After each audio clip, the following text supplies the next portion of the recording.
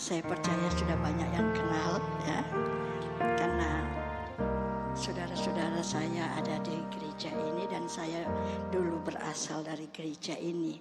Saya menjadi hamba Tuhan jebolan GPPS Panjang. 6 tahun saya jadi pengerja di sini sampai saya menikah di sini. Saya menggembalakan jemaat yang juga perintisan Bapak almarhum Gembala Bapak Jim Rubino ya. Dan puji Tuhan kalau pagi ini saya diberi kesempatan untuk melayani lagi di tempat ini, tetapi dengan cara yang berbeda. Kalau beberapa tahun lalu saya khotbah di sini, saya pakai sepatu yang hak tinggi, saudara. Tapi sekarang nggak boleh ya, karena kesehatan saya sudah harus pakai, kalau bisa pakai kets ya, supaya lebih santai, lebih bisa bergerak. Nah, itu saran dokter sih, karena saya sudah pasang ring 5 ya. Jadi saya kaya, ada 5 ring di dalam. Ring itu kan cincin ya. Sudah ada 5 ring di sini ya. Lalu saya berkata, kamu orang miskin? Enggak, saya orang kaya, karena ada 5 ring, 5 cincin di dalam hati saya. Puji Tuhan. Saudara, Desember kemarin suami saya meninggal. Suami saya adalah kembaran dari Bapak Roy Kristanto, atau kami manggilnya dengan Koyung. Yang istrinya adalah Cik Neng yang sudah almarhumah beberapa minggu yang lalu, 2 minggu yang lalu ya. Saudara, waktu saya kehilangan suami saya ya, satu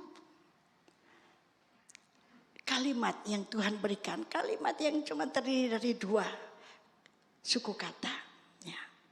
Saya berdiri di samping jenazah suami saya yang waktu itu masih ada di ruang isolasinya ya. Saya bilang, Tuhan, saya gimana?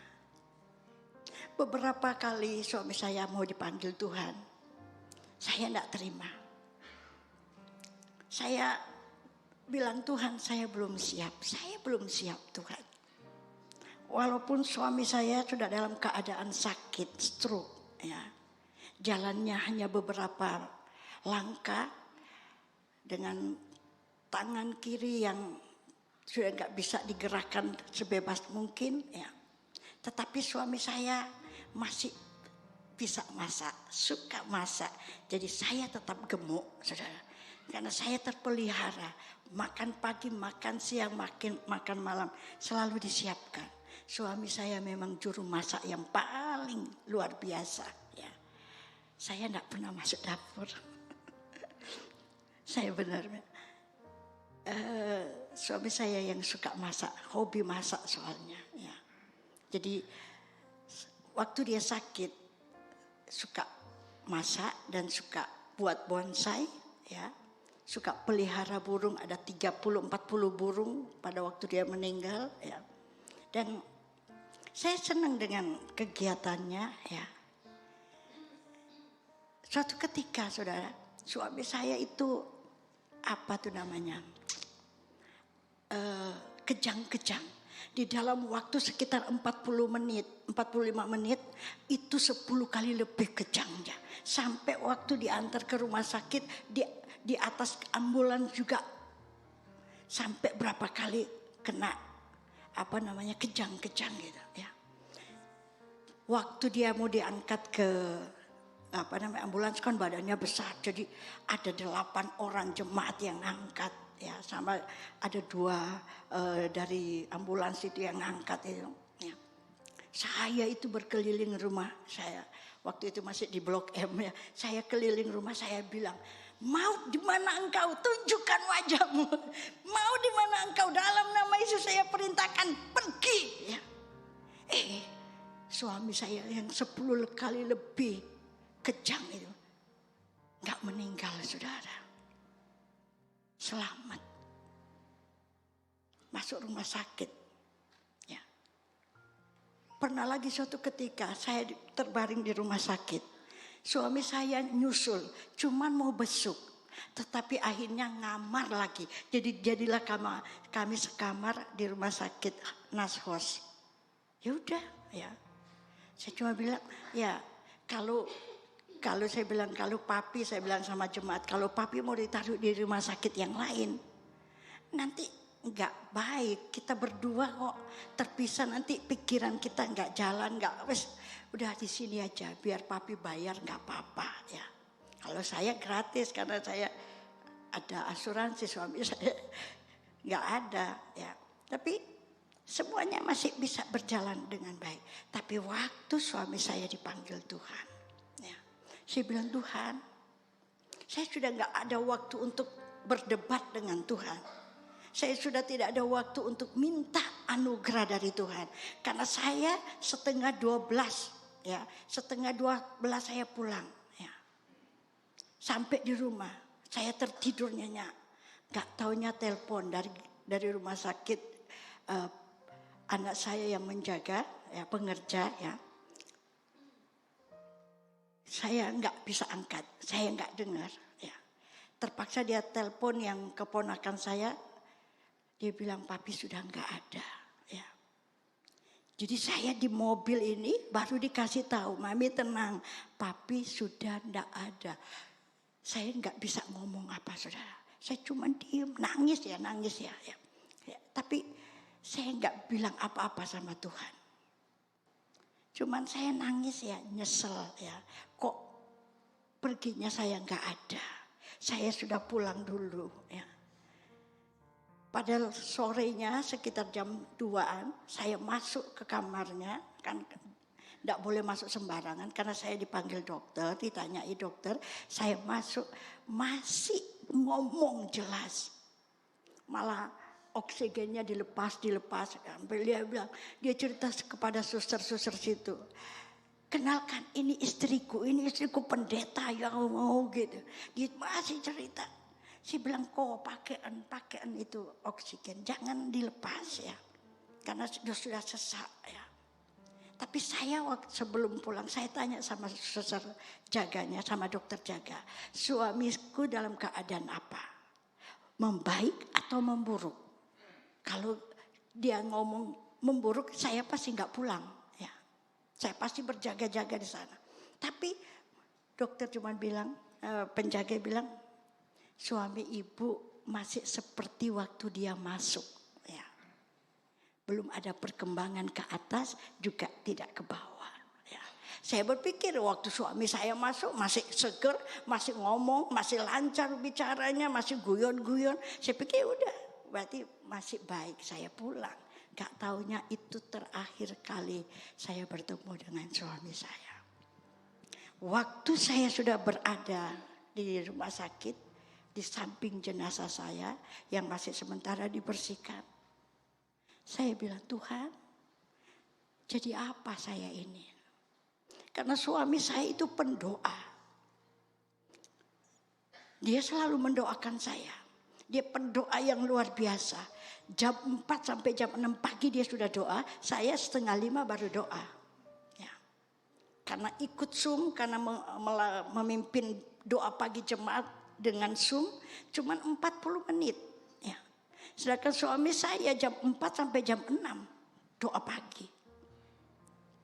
Siang setengah 2 sampai setengah 3 dia doa. Malam dia pimpin ibadah doa. Saya dengan David anak saya selalu lagunya ya. Setiap malam, selamat malam Bapak. Lalu dia sudah panggil, ayo doa ya. Masing-masing kita tidur langsung bangun. David sementara masuk kamar sudah nyanyi, belum nyanyi dia kami sudah nyanyi. Selamat malam Bapak, selamat. Karena sudah kebiasaan. Lagu satu itu nggak pernah berubah. Selamat malam Bapak. Ya. Saudara, waktu saya melihat jenazahnya, saya cuma ngomong, Tuhan jadi apa saya? bagaimana saya nantinya? Saya merasa sendiri, saya merasa baru berketemu perasaan saya. Tapi satu kalimat, dua kata yang Tuhan berikan kepada saya. Jadilah kuat. Jadilah kuat. Jadilah kuat. Tidak ada bahasa yang lain, tidak ada kalimat yang lain. Saya berpikir berharap pada waktu itu Tuhan akan datang dan berbicara kepada saya. Saya menghibur, saya menguatkanmu, saya akan menjaga kamu, saya akan melindungi kamu. Bahasa kalimat yang biasa yang diperlukan saat orang dalam duka cita. Tapi bukan itu yang saya dapat. Jadilah kuat, jadilah kuat. Saudara, untuk menjadi kuat itu, ya, ternyata itu merupakan satu usaha kita juga. Selain kekuatan Tuhan dicurahkan bagi kita, itu satu usaha kita untuk menjadi kuat di dalam Tuhan. Kita membaca lebih dulu Efesus 6 ayat 10 di dalam bahasa Indonesia masa kini. Karena lebih gamblang, lebih enak didengar, lebih enak dimengerti ya. Efesus 6 ayat 10. Akhirnya hendaklah kalian menjadi kuat dengan kekuatan yang kalian dapat dari kuasa Tuhan. Karena kalian bersatu dengan Dia.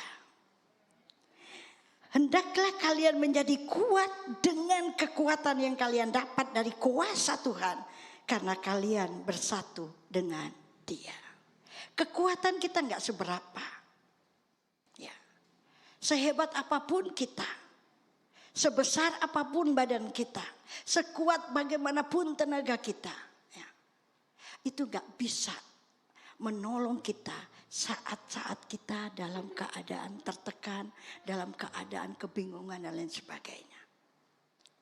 Bahkan di dalam kejayaan, kekuatan kita itu gak bisa menampung, gak bisa menahan segala macam cobaan yang datang ya.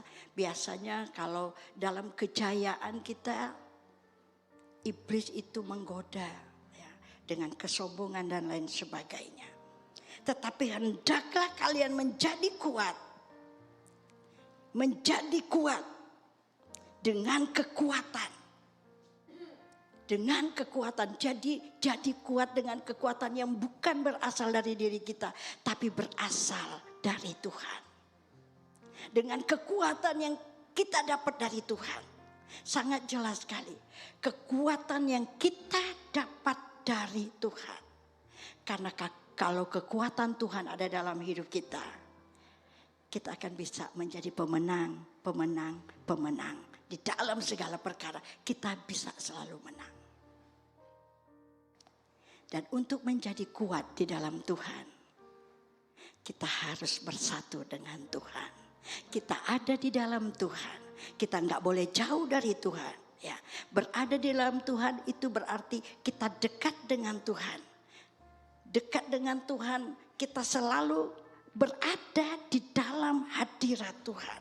Tidak boleh keluar dari hadirat Allah. Tidak boleh lepas dari tangan Tuhan. Selalu bersatu dengan Tuhan. Itu baru kita mendapatkan kekuatan yang sangat luar biasa. Saudara, saya belajar untuk menjadi kuat. Saya belajar. Saya biasanya ada banyak hal di dalam hidup saya tergantung kepada suami saya. Setiap kali saya mau pelayanan, entah itu minggu di dalam gereja sendiri, entah di mana, saya bilang, tumpangi tangan. Selalu tangannya dikasih. Tuhan menolongmu, Tuhan mengurapimu. Ya. Setiap malam tidur, saya bangun, saya kaget gitu. Karena tangan suami saya ada di atas kepala saya, mendoakan saya. Jadi kalau dia ngelilir, langsung cuman gini toh. Satu hal yang paling indah, ya saya bersyukur punya suami seperti itu ya. Saudara, untuk kita bisa menjadi kuat di dalam segala hal yang kita bisa hadapi, tidak ada lain selain kita mengandalkan kekuatan Tuhan. Dan di dalam mengandalkan kekuatan Tuhan, kita harus hidup bersama dengan Tuhan. Dekat dengan Tuhan. Ya. Sejauh apakah kita, sedekat apakah kita dengan Tuhan? Ya.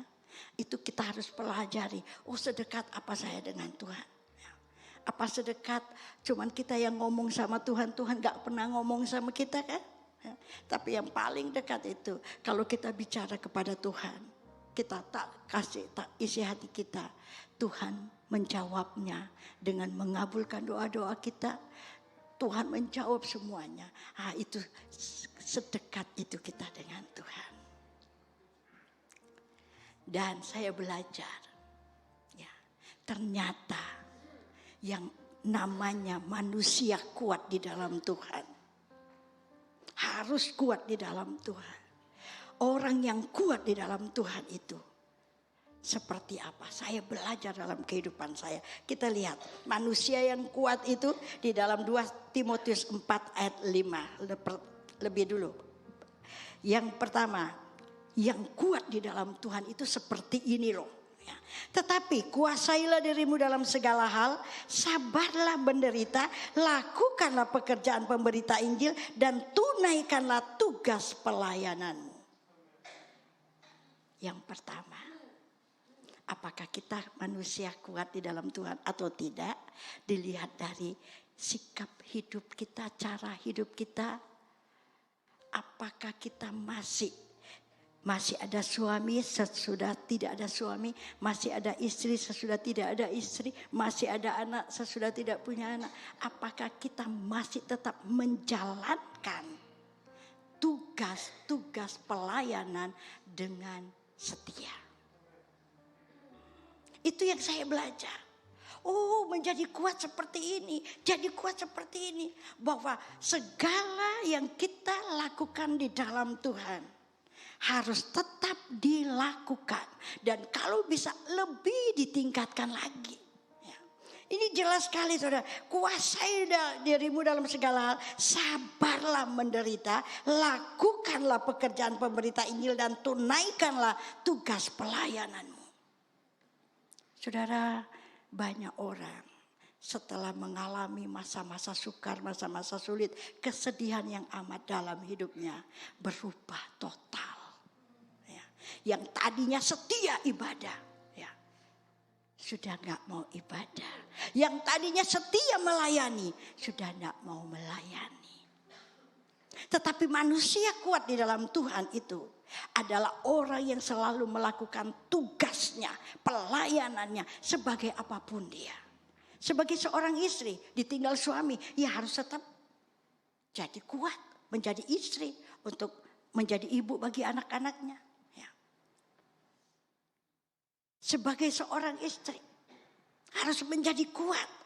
Saat suaminya ada, mendoakan, sudah nggak ada, ya bagaimana? Ya, harus kuat.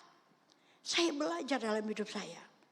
Setelah pemakaman suami saya, besoknya saya sudah pelayanan, saudara. Saya sudah dijadwal lama. Saya cuma berpikir begini. Kalau gembala itu, pendeta itu yang undang saya, telepon saya, An, saya tahu kamu lagi berduka, jadi saya cancel ya pelayananmu, nanti next time ya. Wah, saya akan bersyukur, puji Tuhan, alhamdulillah, berarti Tuhan tahu hati saya perlu dikuatkan, perlu dihiburkan. Tapi tak tunggu saudara, setelah pemakaman suami saya, tidak ada beritanya. Bahkan sampai besok paginya tidak ada beritanya. Bahkan saya sudah dalam perjalanan pergi pelayanan di Madiun. Telepon saya baru berbunyi. Sudah di mana, An? Sudah di tengah jalan, saya bilang. Sudah on the way. Ya. Udah, sabar aja ya. Gak taunya gembala itu berpikir, kalau Anda bilang, sorry saya masih berduka, ya, tolong cari pengganti saya.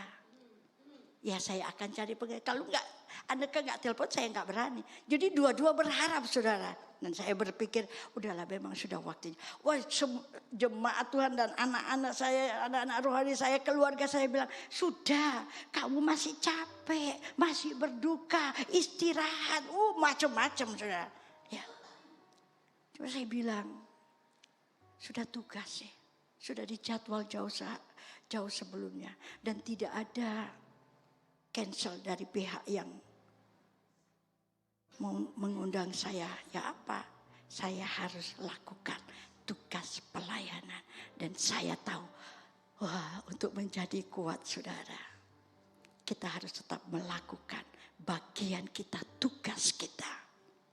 Sebagai istri lakukan, sebagai istri, sebagai suami, sebagai anak, sebagai orang tua, sebagai hamba Tuhan, sebagai pelayan Tuhan. Harus. Ya. Saudara, ada kalanya saya berpikir, saya melihat banyak pelayan-pelayan Tuhan di gereja. Ya.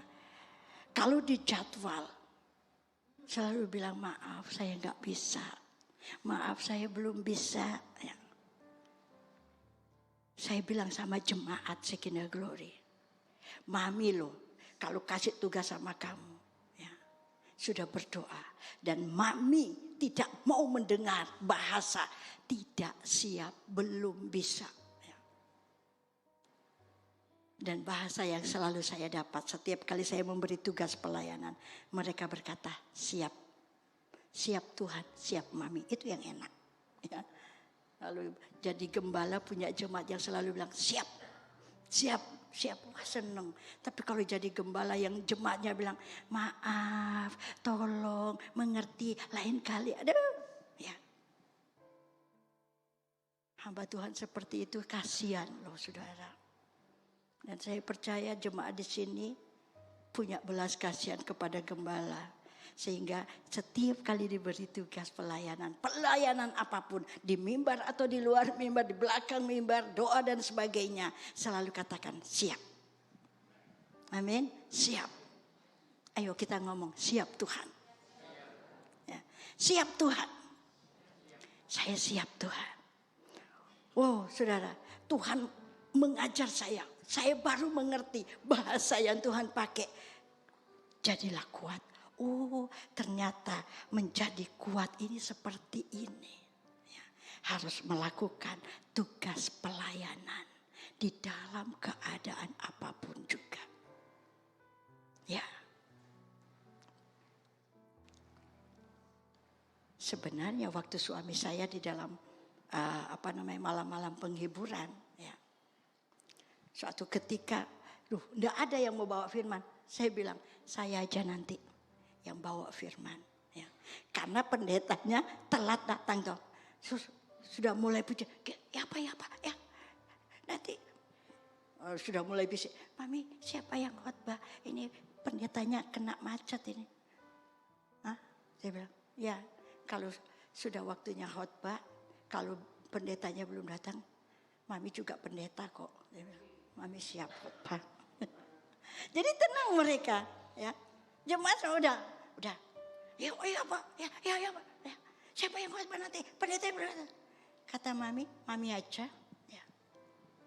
Karena menjadi kuat harus jadi kuat. Ya. Tugas pelayanan kita harus tetap jalan. Ada teman saya, seorang gembala, suaminya meninggal lebih dulu dari suami saya. Ya. Suaminya kena stroke juga, tetapi stroke-nya nggak lama, nggak sampai 1 bulan dia meninggal. Ya.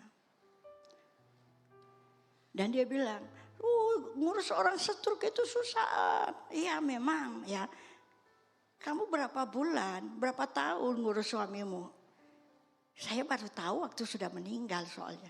Berapa lama kamu mengurus suamimu yang stroke? 1 bulan, saya sudah capek luar biasa. Loh, saya 5,5 tahun saya bilang. Ya capek memang. Ya. Tapi ya apa? Tuhan kasih begitu ya. Dia nggak mau pelayanan. Dia selalu minta dikasihani. Maaf ya, saya belum bisa melayani karena hati saya masih sedih. Maaf ya. Saya bilang nggak bisa. Ya. Apalagi kamu hamba Tuhan, gembala sidang, tunjukkan bahwa kamu itu manusia kuat di dalam Tuhan. Lakukan tugas pelayanan dengan baik. Saudara, apapun kondisi kita, kalau kita sudah nggak bisa bangun dari tempat tidur kali ya udah oke, ya. Tuhan juga tahu ada masa-masa istirahat kita. Ada masa-masa di mana kita harus Tuhan istirahatkanlah ya. Dengan sendirinya kita tidak bisa melakukan tugas pelayanan. Tetapi selama kita masih bisa, selama kita masih bisa bergerak, lakukan tugas pelayananmu dengan baik. Karena itulah manusia yang kuat di dalam Tuhan. Gak ada istilahnya, nanti, aduh hati saya lagi sedih, ya, hati saya lagi berduka. Apalagi, maaf, saya nggak bisa melayani singer Pak Pendeta. Kenapa? Ya. Ada masalah besar. Cuman masalah aja sudah nggak mau melayani Tuhan. Apakah kita manusia yang kuat di dalam Tuhan? Selidiki dulu kedekatanmu dengan Tuhan. Berarti engkau masih terlalu sangat jauh dari Tuhan. Karena orang yang hidup bersama Tuhan, orang itu menjadi kuat. Dan manusia kuat itu selalu melakukan tugas pelayanannya. Tidak ada yang namanya, ada lagi bahasa baru soal. Ya, saya Pak Pendeta, saya berhenti dulu ya untuk melayani Tuhan beberapa waktu lamanya. Kok enak? Ya. Tuhan loh nggak pernah bilang begitu. Kalau Tuhan bicara sama, maaf ya anakku ya, untuk beberapa lamanya, 1 bulan saja saya tidak mau buka telinga mendengarkan doamu. Celaka kita. Ya kan? Ya. Kalau Tuhan berhenti, maaf ya anakku ya, saya minta cuti sejenak. Ya. Loh kok Tuhan cuti saudara? 1 detik aja Tuhan gak bekerja, binasa kita. Ya. Kita bersyukur, kita masih ada sebagaimana kita ada. Karena Tuhan kita tetap ada dan berkarya bekerja dalam hidup kita. Sebab itu jangan pernah minta pensiun dini melayani Tuhan. Biarlah pensiun itu diberikan oleh Tuhan. Ya. Suatu ketika memang ada waktunya pensiun kita. Suatu ketika ada waktunya bagi kita untuk tenang, untuk diam, tidak melayani. Lu bisa. Kapan itu? Bisa suatu ketika yang nyusun jadwal 1 bulan. Ini kan jadwal 1 bulan sudah keluar ya. Pelayanan umpamanya 1 bulan sudah keluar jadwal pelayanan WL. Terus tiba-tiba nama kita nggak di situ. Ya. Bulan kedua nama kita nggak di situ. Ya udah, itu diistirahatkan Tuhan sejenak untuk kita semakin berjaya, semakin kuat lagi. Jangan mokong, jangan saya nggak dijadwal, saya nggak sudah kepake, ya udahlah. Ya. Pelayan Tuhan yang baik bukan seperti itu. Ya. Ada jemaat yang biasanya setiap bulan paling nggak 2 kali dia ngisi singer. Terus tiba-tiba 2 bulan tidak ada namanya. Saya juga bingung, kok nggak ada namanya. Bukan saya cuma kasih, sudah ada yang koordinator ya. Koordinator saya bilang, kok yang ini nggak pernah disebutkan, nggak pernah. Iya mami, saya lupa mami. Ya mau bilang namanya orang lupa ya mau nyalakan juga nggak bisa. Ya, namanya sudah lupa ya sudahlah. Ya. Tapi jemaat itu sudah tetap setia. Suatu ketika lagi ngomong-ngomong dia bilang, ya saya nggak ada di jadwal itu dalam 2 bulan. Saya pikir ya udah puji Tuhan. Saya direskan oleh Tuhan. Saya diistirahatkan oleh Tuhan. Supaya saya semakin bergairah lagi di dalam Tuhan. Jadi yang pertama, manusia yang kuat di dalam Tuhan adalah manusia yang selalu melakukan tugas pelayanannya setelah apapun yang terjadi dalam hidupnya. Amin. Ya. Yang kedua, Yesaya 50 ayat 7. Saya berharap cepat ya. Tetapi Tuhan Allah menolong aku, sebab itu aku tidak mendapat noda. Sebab itu aku meneguhkan hatiku seperti keteguhan gunung batu. Karena aku tahu bahwa aku tidak akan mendapat malu. Orang yang kuat itu ternyata orang yang teguh hatinya, tidak tergoyahkan oleh apapun. Ya. Orang yang teguh pendiriannya. Orang yang tidak, saudara yang ngalor, melok ngalor, ngidul ya melok ngidul, enggak. Tetapi orang yang tetap pendiriannya, tetap di dalam Tuhan. Ya. Ada loh jemaat. Banyak. Kalau lihat teman yang gak ke gereja, ya gak mau. Ya. Oh, kenapa gak ibadah? Temanku gak datang. Loh, lah kok mau ibadah kok bilang temanku gak datang ya? Kenapa gak ikut doa? Temanku gak datang. Ya, saya juga ikut gak datang. Kenapa beberapa hari ini, beberapa minggu ini gak ibadah? Saya ibadah kok di gereja yang ini. Loh, kenapa? Iya, temanku, teman akrabku, teman sebangkuku di gereja pindah. Ya saya ikut pindah. Gak boleh. Ya. Sekarang perpindahan gereja itu paling menyeramkan. Perpindahan jemaat menyeramkan. Tetapi saya ingat sebuah TikTok ya.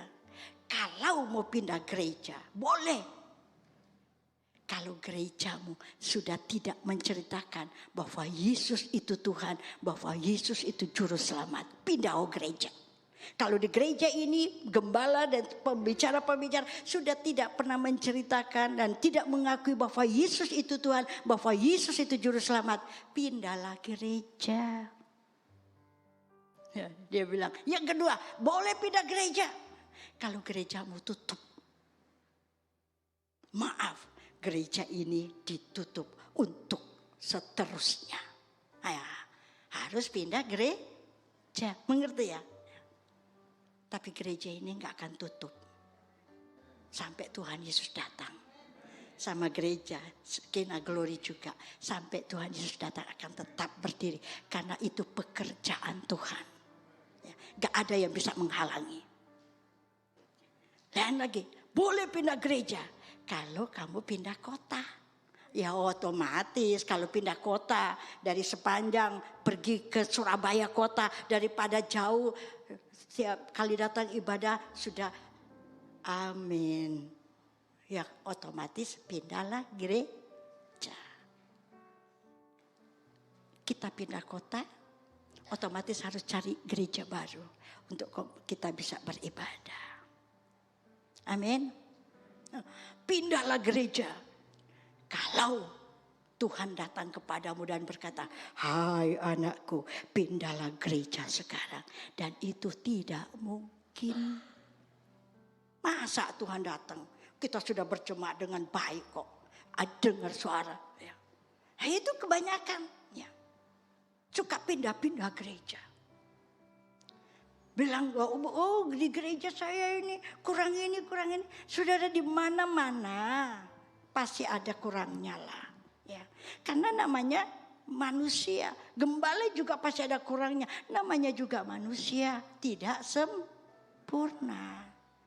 Mau cari kesempurnaan di muka bumi ini gak mungkin ketemu.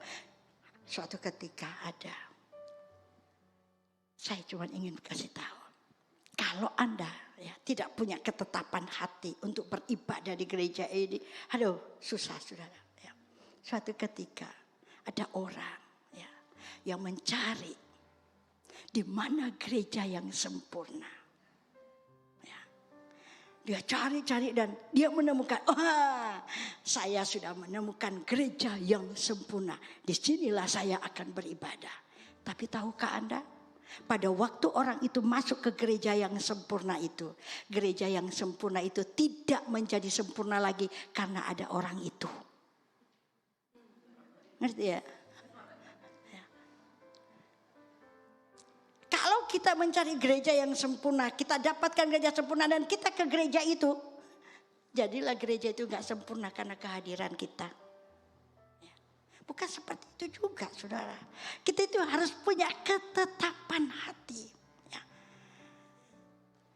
Ketetapan hati di dalam mengiring Yesus Tuhan. Tidak oleng, tidak pelin-pelan, ya. Tidak ikut arus, ya.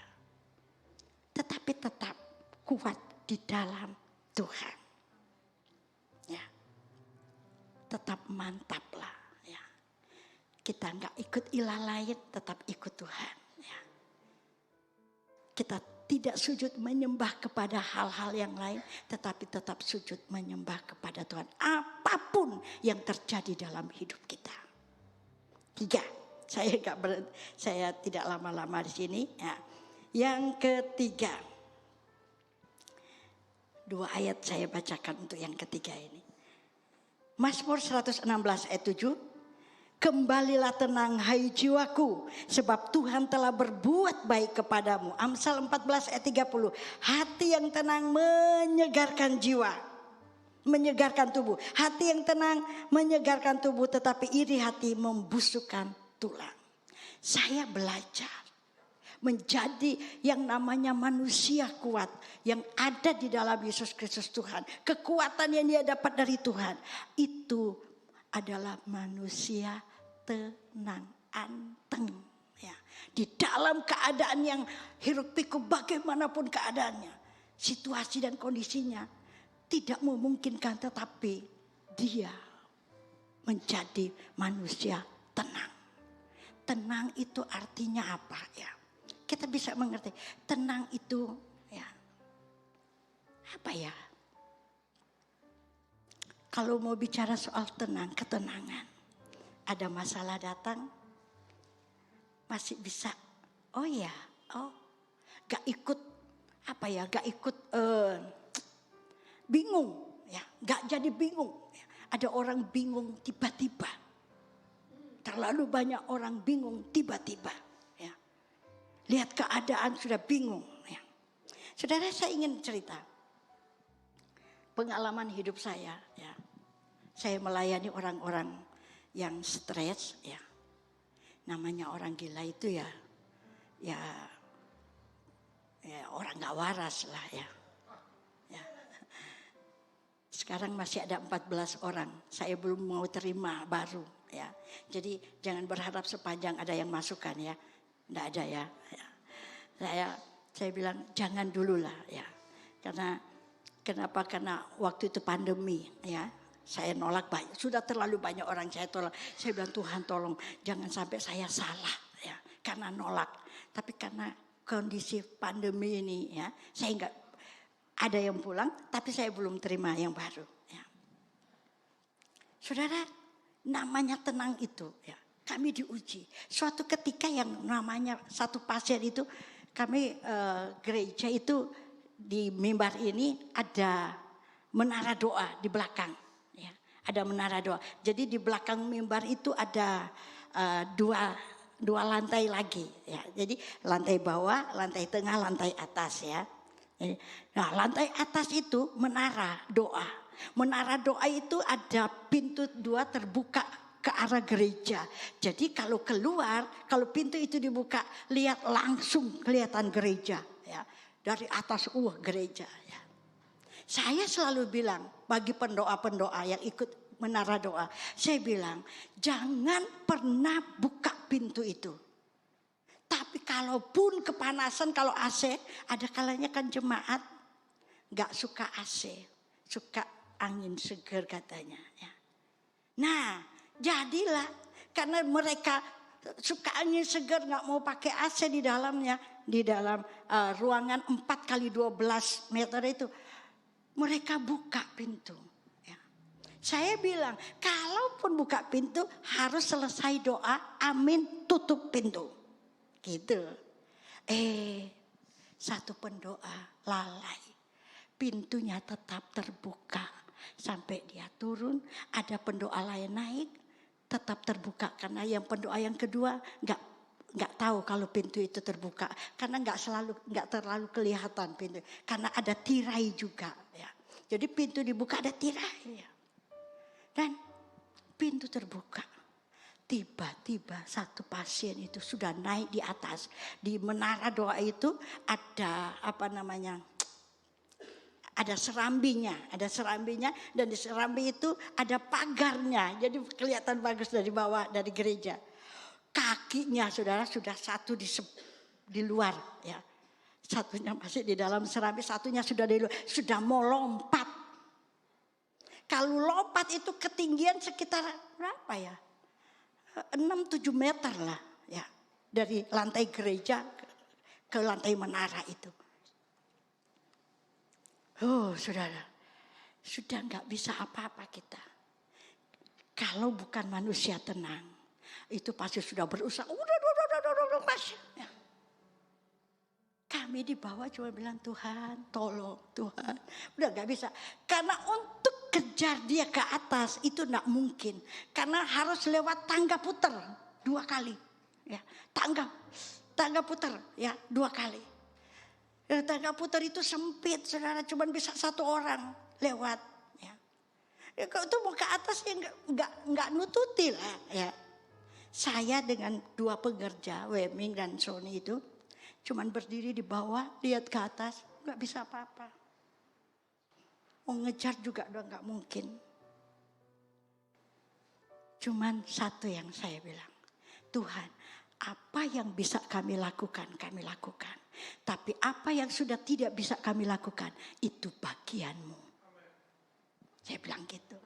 Itu prinsip hidup saya dalam pelayanan, melayani rumah pemulihan yang notabene-nya gila. Tuhan, yang bisa kami lakukan, kami lakukan. Tapi yang tidak bisa kami lakukan, itu bagianmu Tuhan. Tiba-tiba dia lari.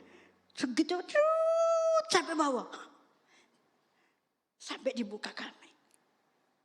Kami gak bisa ngomong apa-apa, udah gak bisa berbuat apa-apa, dia lari turun ke bawah. Kan biasa ya manusia. Gak bilang haleluya puji Tuhan. Biasanya kok gak jatuh, kok gak lompat. Kan gitu ya. Manusiawi ya. Begitu dia berada di muka kita, kok gak lompat. Kita gak bilang, haleluya puji Tuhan. Ya, sudah, kok gak lompat? Dia ngomong apa? Ya, wedi aku. Kenapa wedi? Ya, sudah mau lompat kok wedi. Ya. Dia bilang, ada orang tinggi besar, ya, pakai baju putih, bersinar terang. Ya, bilang sama saya, jangan lompat. Dia dengar kata bahasa, jangan lompat. Gak jadi lompat lah dia.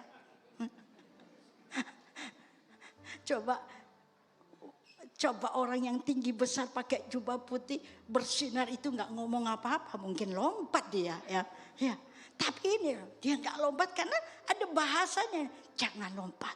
Ya, makanya dia ketakutan setengah mati. Dan kami baru berkata, puji Tuhan, haleluya. Terakhir baru ngomong haleluya. Seperti itu. Ya. Mau gopo kayak apa nggak bisa. Cuman bisa tenang, karena itulah manusia yang kuat. Tenang menghadapi banyak hal.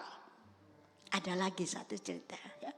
Ini jemaat versus rumah pemulihan. Jemaat lawan orang gila. Ya. Udah dalam ibadah raya, udah seru-seru. Memuji Tuhan, seru dalam pujian penyembahan. Tiba-tiba ada jemaat ke depan bisikin saya, Mami ada huru hara di belakang. Hah? Ya. Ada pertengkaran di belakang. Loh, siapa yang bertengkar? Mami lihat sendiri. Jadi saya keluar, tinggalkan ruangan ibadah, pergi ke belakang. Ya. Di situ saya melihat jemaat ibu, ya, seorang ibu dengan pasien. Royokan beras. Pasien ini sudah diajari untuk masak nasi buat teman-temannya, buat dia dan teman-temannya. Nah, ibu ini mau masak nasi karena ada habis ibadah ada makan bersama jemaat, ya. Ibu ini ambil beras, ditaruh di di panci itu, mau dicuci. Tapi ada sesuatu yang dia lupa. Dia masuk lagi, keluar lagi. Loh, berasnya sudah dikembalikan lagi. Begitu terus. Terus siapa yang masukkan beras ini?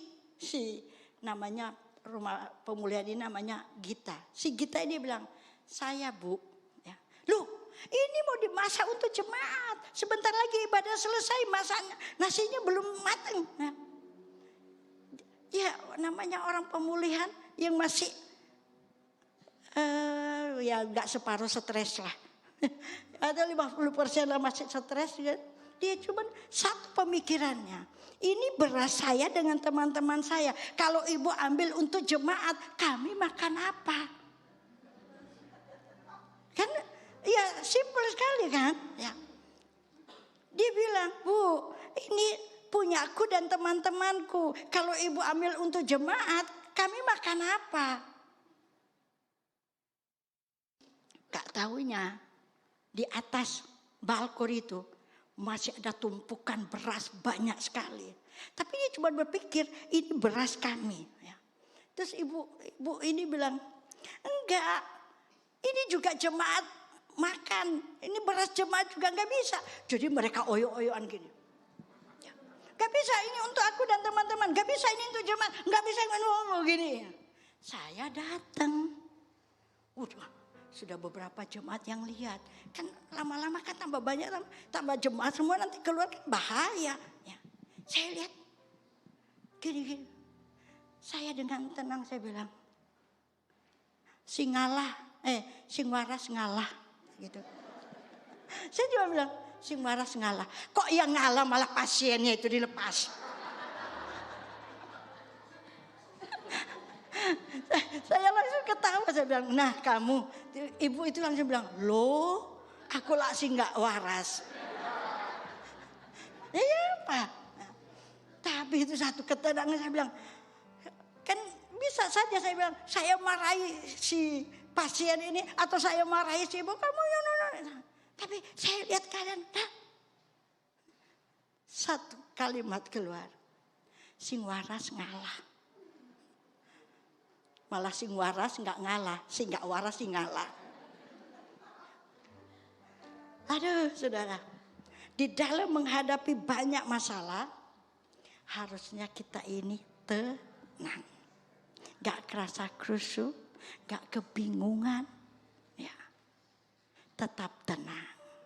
Karena manusia kuat itu tetap tenang. Di dalam menghadapi segala masalah. Yang terakhir, biasanya yang paling akhir ini yang ditunggu ya. Amsal Sulaiman 18 ayat 14. Dalam terjemahan bahasa Indonesia masa kini aja. Oleh kemauan untuk hidup, orang dapat menanggung penderitaan. Hilang kemauan itu, hilang juga segala harapan. Atau bahasa lain, orang yang bersemangat dapat menanggung segala penderitaannya. Tetapi siapa yang memulihkan semangat yang patah? Yang terakhir ini berkata bahwa orang yang kuat itu orang yang selalu bersemangat dalam hidupnya. Ya, selalu semangat. Ya, gak pernah putus asa. Gak pernah patah arang. Tetapi tetap semangat. Ada semangat juga. Oh saudara, suami saya semangat luar biasa. Apalagi kalau suruh masak, oh tambah semangat. Saya sudah tahu triknya ya. Kalau sudah, saya langsung bilang, kok aku pengen makan chicken stick kok. Tapi kalau mau beli lagi kan susah. Ya, tak buat, dibuatkan. Ya. Oh kok aku kepingin galantin. Waduh, kalau suami saya masak galantin. Saya makan galantin di mana-mana, tidak serupa, seenak punya suami saya. Benar, dan itu sudah diakui oleh seluruh jemaat, diakui oleh beberapa gereja di mana suami saya pernah masak di gereja itu. Ya. Tapi kalau saya, kalau untuk menghidupkan semangatnya, waduh, saya lihat suami saya kok sudah mulai nggak enak gitu ya, sudah nggak bersemangat. Ya. Saya cuma tahu Kalau dia melakukan tugas rutinitasnya itu dia semangat. Saya selalu bilang, kok aku pingin galantin. Iya belanja. Mau ini langsung bersemangat. Itu orang yang sakit perlu disupport. Tapi kita yang sehat harus tetap punya semangat. Di dalam hadapi segala hal harus tetap bersemangat hidupnya. Karena orang yang bersemangat dapat menanggung segala penderitaannya. Ya. Kalau tidak bersemangat, hilang semua harapannya. Ayo, mau gimana? Kita harus tetap semangat, saudara. Saya tetap bersemangat di dalam Tuhan, melayani Tuhan. Ya. Saya jatuh di kubur Ciknin kemarin Jumat. Ya. Masuk rumah sakit lah saya. Supaya dilihat ada pendarahan di perut atau tidak, ada patah tulang atau tidak. Ya. Cuman memar-memar, tapi harus nginep ya sampai Senin, dari Jumat sampai Senin supaya dilihat katanya dokter. Nanti dilihat loh ya, kalau ada pendarahan tiba-tiba, kalau kamu mual, memang saya sering mual, saya suka mual dok ya. Ya itu menjaga supaya mual itu jangan sampai menjadi muntah ya. Kalau sampai muntah berarti ada apa-apa di dalamnya. Walaupun sudah di CT scan sudah apa, tetap harus nginep.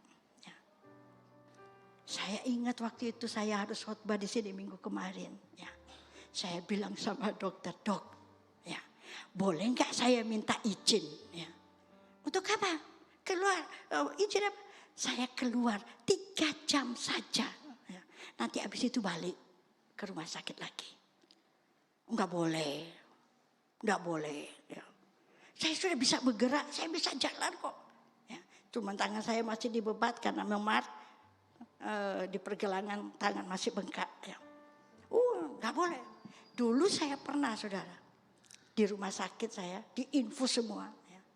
Tapi karena malam tahun baru gereja ada acara, saya izin sama dokter sama rumah sakit, saya izin keluar 3 jam saja ya. Saya disuruh tanda tangan semua ya. Jemaat tidak ada satupun yang mau tanda tangan, takut disalahkan. Saya tanda tangan sendiri. Ya. Keluarlah saya 3 jam. Ya. Dari 9:30 sampai 9:30 keluar malam. Ya. Pimpin ibadah dengan infus dibawa. Ya. Karena rasa tanggung jawab juga dan karena bersemangat. Ya. Saya habis pimpin doa. Ya. Doa berkat untuk jemaat yang hadir, banyak sekali yang hadir. Habis itu mereka makan-makan, saya bilang, pulang ya, mami pulang dulu ya, karena waktunya sudah mau habis. Kalau kelewat waktu, wah nanti celaka. Kalau kelewat waktu ada dendanya, saya nggak mau kena denda ya. Jadi saya pulang. Ya. Mereka masih makan-makan, saya sudah balik ke rumah sakit. Hidup itu harus tetap bersemangat. Apalagi loh, ya, semangat itu Tuhan berikan. Gak percaya. Ayat terakhir, Yehezkiel 3 ayat 8. Bukan semangat sembarang semangat, tetapi semangat yang membaca. Lihat, aku meneguhkan hatimu melawan mereka yang berkepala batu dan membaca.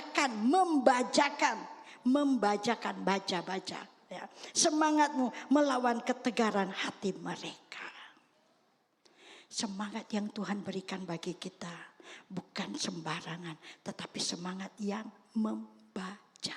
Baca kok bukan membesi, karena besi masih bisa hancur, tapi baca nggak bisa. Ya Cik, ya pernah kerja. Suatu ketika saya bawa firman ini ke jemaat. Dan anak-anak pasien itu duduk ya. Saya bilang, saya nggak ngerti saudara. Kenapa kok Tuhan pakai kata baca. Membacakan semangatmu. Pasien yang satu yang kuliah. Tingkat 5, semester 5 di UPN. Dia ngomong. Ya. Kenapa baca mami? Karena baca itu apapun yang menempa baca itu pasti hancur. Baca itu tidak bisa hancur mami. Ya. Saya bilang, loh kamu kok ngerti? Bisa? Dia jawab, lah saya di sini bukan karena bodoh mami. tapi karena gila. Ya benar. Dia ketawa saya, aduh, sampai seluruh jemaat ketawa. Ya mau dijawab kayak gitu. Ya. Di semester 5 di UPN saudara masuk rumah pemulihan di tempat saya. Ya. Makanya dia masuk bukan karena bodoh tapi karena gila. Ya. Semangat yang membaca harus kita miliki sehingga kita dapat menanggung segala penderitaan kita. Puji Tuhan. God bless you. Amin.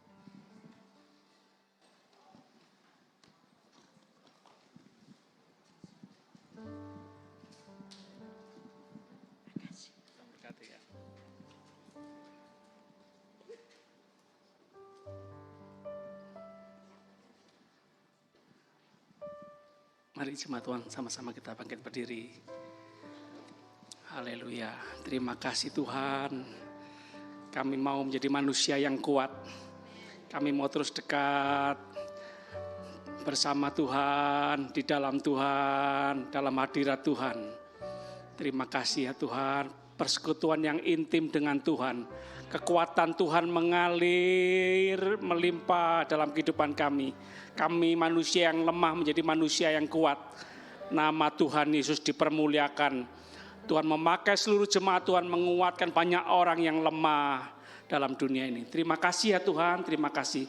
Kami akan pulang dengan terus menikmati semua yang terbaik dari Tuhan. Perlindungan penyertaan Tuhan yang sempurna, anugerah Tuhan melimpah seumur hidup kami semua. Terima kasih Tuhan. Kami berdoa, percaya, bersyukur demi nama Bapa, Putra, Roh Kudus, Allah yang Esa, yang kami kenal dalam nama Tuhan Yesus Kristus, Tuhan dan Juru Selamat kami yang hidup, yang punya kuasa surga dan bumi. Haleluya, semua yang percaya sama-sama katakan amin. Tuhan Yesus memberkati.